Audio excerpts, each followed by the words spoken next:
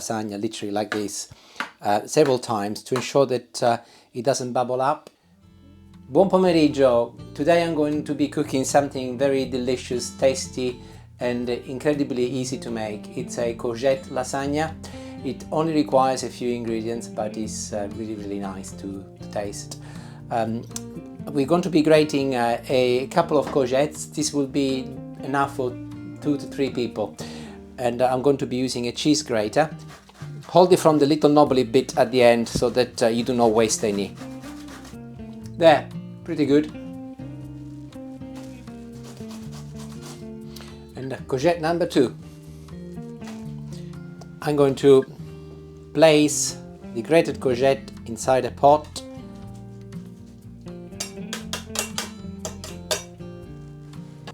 I have peeled a carrot and I will also be putting that through the grater. This will add some colour as well as a little bit of sweetness to the lasagna. It is an optional choice, of course, but I like it. The carrot hasn't got a knobbly bit, so I will have to eat it. And we add it to the courgette. We also chop a clove of garlic. Again, this is optional. To ensure the garlic is nice and thinly sliced, I do have a garlic crusher, but it's indoors and I could not be bothered to go and find it. And we add it. Also, I will be adding a leek. I will remove the bottom. I've already cleaned it, and I will be using the whole thing. So I will cut it in half. You can choose to use an onion as well instead of the leek. I would not use an onion and a leek at the same time. It could be overpowering the taste, and we do want to retain the taste of the courgette. And chop the leeks in fairly small pieces.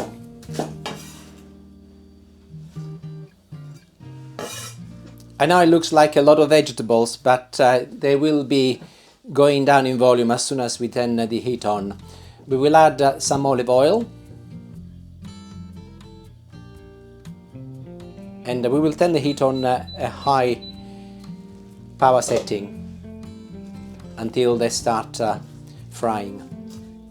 The vegetables are sizzling, and I will let them cook for approximately 10 minutes with the lid on. And now that they are nice and hot, I will turn the temperature down to a medium heat. See you in 10 minutes. So here we are. After 10 minutes, the vegetables are cooked. As you can see, they have diminished by most probably 2/3 compared to where they were when we started. Now we're going to be making the bechamel sauce, and I will be making that inside the vegetables. This is the easiest way of doing bechamel sauce, and it doesn't require an awful lot of ingredients either. No butter, no olive oil, quite healthy compared to what it could be. So here I've got half a liter of milk, which I will be adding to my vegetables. And also I have weighed 50 grams of flour. This is plain flour, but you can use any flour really. So I will be adding it as well. And do not worry, you can just add it all together because we're going to be mixing it and it will be fine. We'll turn the heat up and keep mixing.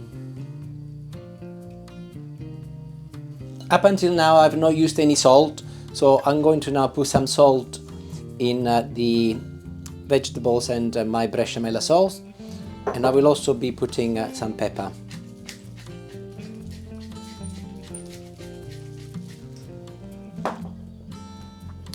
So everything has come to the boil. I will whisk it for 30 seconds.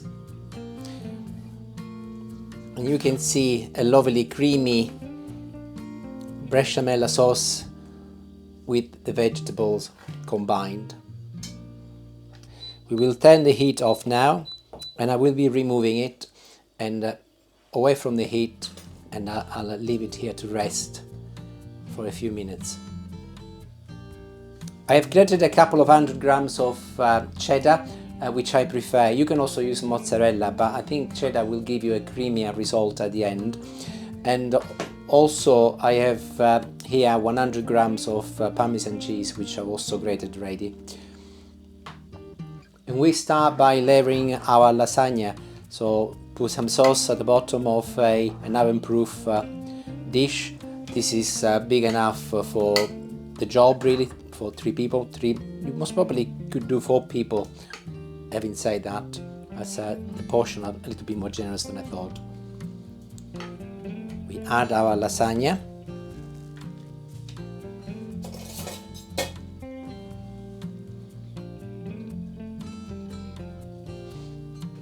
Some artwork might be required.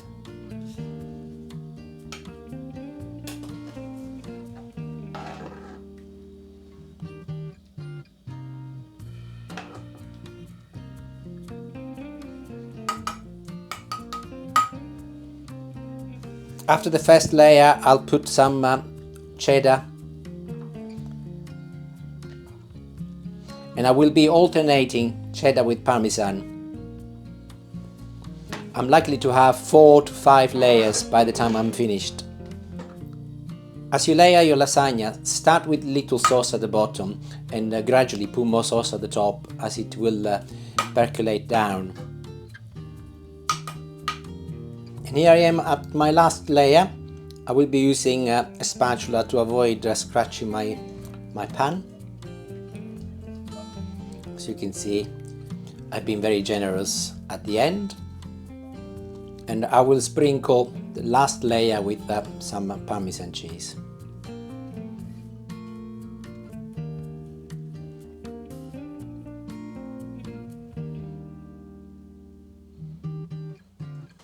I've used fresh lasagna, but you can also use the hard lasagna. That will be just as good, and the cooking time will be the same. So this is now going in the oven, preheated at 180 degrees, and it will be baking for approximately 30 minutes. We will keep an eye on it to ensure that it's cooked, and then we can have a taste. And there it is, straight out of the oven, has been cooling down for approximately 3 minutes. Looking really nice. Has got this glaze of Parmesan, which is gone golden color, and you need to let it rest for a good 5 minutes before you try it, otherwise you'll burn your mouth. But mine has been resting, so I'm going to taste it now. One thing I didn't say earlier, as I forgot, I was carried away by the enthusiasm of trying a new oven. Before you put it in the oven, make sure you pierce the top of the lasagna, literally like this, several times to ensure that it doesn't bubble up. And I did do that just before I put it in the oven, but I'd forgotten to mention it. So we'll try a piece now. Start a little corner. We will be eating this in a few minutes anyway, but I want to make sure that it's ready. It's steaming hot. It's a bit big. I'm gonna put some back.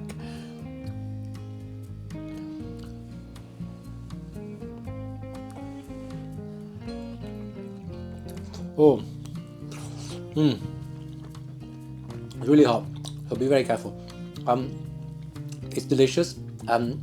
I can taste the cheddar and the Parmesan combined, which is lovely. Simple recipe, as you can see, something different, something new maybe. If you haven't tried before, try, and I'm sure that you will be amazed how good it tastes. So there you have it. If you enjoy my channel, please like it, subscribe it. It'd be great to see it grow and hopefully reach more people.